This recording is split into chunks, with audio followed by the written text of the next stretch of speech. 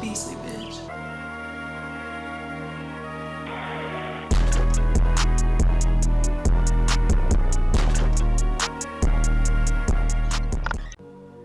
So patch 0.4 is just around the corner, and it's generating a lot of hype, especially about Druid, bro. Everybody's gonna play Druid.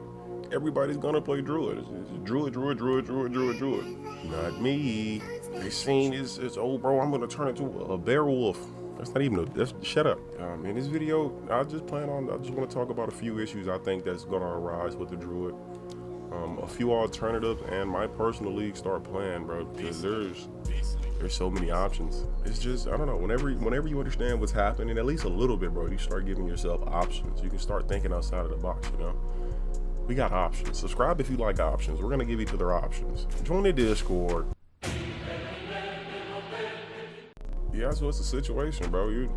You're gonna start Druid. You're gonna league start Druid. You think you're gonna be the only one that league starts Druid, dude? Do you believe that deep down in your heart? Because you're not. It's gonna be hard. You know why it's gonna be hard? Because everybody else is doing it and they're gonna tax your ass for the gear. Up until this point in the game, bro, armor and energy shield has been the cheapest gear to buy. Independently from each other, they are expensive, but together they have been relatively cheap, like super cheap, and you can get some good stats on it. But just because it's armor and intelligence, that's embarrassing. I'm gonna keep it in. But now there's an actual use case for it. And I predict that it's gonna rise in price just like energy shield and evasion, bro. There's an actual use case for it, quote unquote. I don't know how good it's gonna be, but there's a use case for it now. So that in itself is just the fact. We'll just have to wait and see. And then you have the people that just don't understand what's happening behind the scenes, like the inner mechanisms of the game. And I'm not even saying that I do, bro, but I understand about what makes things tick. And there are some people that just, I'm gonna play Druid because I wanna turn into a werewolf. Completely oblivious to the fact that shapeshifting is tied to a weapon and not the class. From the clips that I've seen, I said the clips like it's just been a hell of a lot of information, but from the items that I've seen in game of the talismans, it seems like you can only have 2 of the forms on at any given time, right? So there's 2 shapeshifts per talisman. And what if you wanted to be a wolf, right? And you got bear and wyvern. Now you have to purchase a wolf, but what if everybody else likes a wolf? And you need the stats that you need on it. They're gonna tax you. I honestly feel like a working Druid class is gonna require targeted items that work together, like just not in a sense of we can make this build a build. No, like to play the class the way that the developers intended you to play it. Or even better, you're going to need targeted items, and you don't have targeted items at the start of the league. Think about it, dude. All right, so for the Wyvern, it's a hybrid caster and attacker, and it needs both sides supported, right? You need spell damage and attack damage. 2 different parts of the tree. And then now you're just, I'm gonna just play bear instead. I'm gonna play a bear Druid. Bro, what? The bear is gonna be probably harder than the Wyvern to scale because the bear is big and slow. You know, you're gonna need a bunch of attack speed runes, and those are expensive. Now your third and final option is what? The wolf. It's gonna be cold based. How good is cold right now? You know, you can make it work, but again, it's gonna require some stuff that you're just not gonna have access to. And you know, whenever you start trying to make things work, or you have to make things work, you have to start investing. And early league, you don't have much to invest. You have to get to the part where you can gather the currency to be able to invest in your cool build idea. So how will I be doing that? The obvious answer is Deadeye. For a nerd, it's a Pathfinder. Obviously, it's Pathfinder every time. Watch my previous videos on this channel, and it's been Pathfinder from the get-go. Pathfinder is literally so good because it's just baseline good. You talk about skill floors and skill ceilings, bro. Pathfinder has a very, very high skill floor and a super duper high skill ceiling. And just because she's a ranger doesn't mean you have to do anything with the damn range of them. She can get really large AoE, just high attack speed, just out the gate. That's just what she does. And what do you want? You want fast, active, reliable clearing. You want to be able to press a button, have it react really quickly, and do a lot of damage, right? And doing anything in the game, there's at no point in time where it becomes, I need to get this unique item to make her work at all. And for anything, I'm not gonna turn this video into a Pathfinder Glaze video. Fuck it, yes I am. Pathfinder, you a real one. and I fucks with you. Why do you like Pathfinder so much, you large gigantic man? It's because it's easy to scale. So like whether you want to use a quarterstaff or a damn crossbow or a wand or whatever, it scales good with regular items, if that makes sense. So like you don't need a super duper item to make it work, because she has something in her ascendancy that can help, whether that's just raw attack speed, or if you're doing anything poison, obviously that's the way you want to go. But even with her new changes, she's gonna be a menace. I will definitely be doing a Talisman Pathfinder at some point in this league.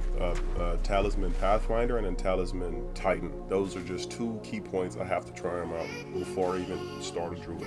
And if it doesn't make sense why I'm choosing these two classes to do what Druid does best before I do it on the actual guy it was made for, think about Spark on Sorceress versus Spark on Blood Mage. Either way, it starts off really bad, but the capabilities of the Blood Mage with Spark are exponentially higher than that of Sorceress, who it was made for.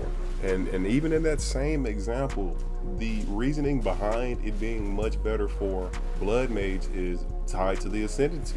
The Stormweaver is really good with Spark as well. I mean, it's her shit. But Blood Mage has something that allows it to just carry spells a lot better than a regular old Stormweaver. And that exact same thing, that exact same principle goes for every single other ascendancy. They excel at something that you just have to just connect the pieces to get the complete picture, right? If you want to do anything attacking fast or applying poison to anything like that, some situation like that, Pathfinder. You just want to just go fast and kick ass. If you want something with a large AoE explicitly and a lot of damage, you would go Warrior Titan. You just want to just be big, you know? With that exact same thing as far as attacks, if you wanted to do a lot of elemental damage on attacks or a lot of critical damage on attacks, Huntress. There's a use case that's just kind of out of the box for each one of these characters, and they're just individual toys that you can customize and dress up, right? Some of the toys will look prettier than others. Some of the toys will function better than others. Some of the toys will be more expensive than others. Some of the toys will just be more fun than others. There's no limit to what you can get out of these toys either. It's just the fact of early league, you would want a toy that checks as many of those boxes with the minimum investment required. And by all means, and I mean every single means, will I be league starting a gas grenade Pathfinder. I plan on making 3 Pathfinders this league minimum. 1 animal Pathfinder, obviously, with the new mechanics. I want to do a gas grenade. That's going to be my league start to be able to just run around and farm currency. And I plan on making a mega bunk Pathfinder. If the new passive tree start position mechanics allows us to keep our original starting point and add other starting points without having to path all the way to a different side of the tree, stay tuned for that one, because that might just be my favorite build I've ever created. And stay tuned, just stay tuned. In a game like this where you can create a build, something not being changed while other things are added are indirectly buffing the thing that was not changed. If you don't see a number go up on the patch notes or a number go down on the patch notes, and other things are being implemented as far as new skill gems and support gems and even passive tree nodes, the new passive tree nodes, things are indirectly being buffed.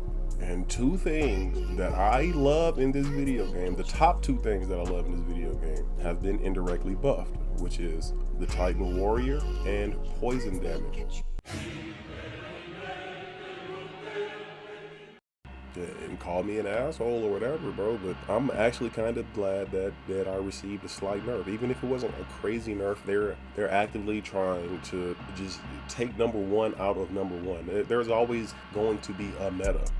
That's never going to change in a game like this. But it pushes players to explore more builds instead of just defaulting to the most popular YouTube guide. By proxy, more creative build ideas will surface when it just isn't one class dominating the entire meta of the game. You get a bunch of situations where the overly strong meta builds, it's one player that wipes the screen while others can contribute very little, bro, because even if everybody has the same build, everybody can't wipe the same screen, if that makes sense. So by that, you get no synergy, no clutch moments, no coordinated combat.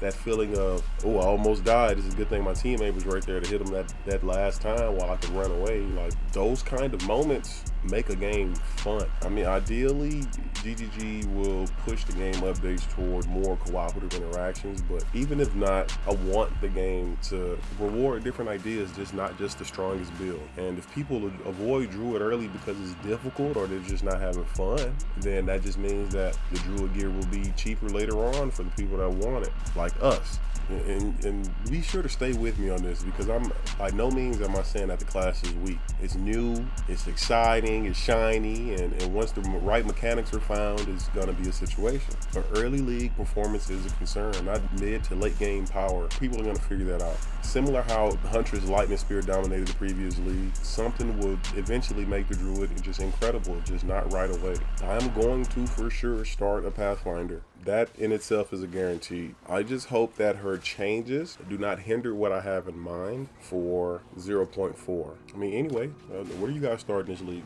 You guys gonna bite the bait? Gonna try something new? Or do you guys have another league starting build that you always run?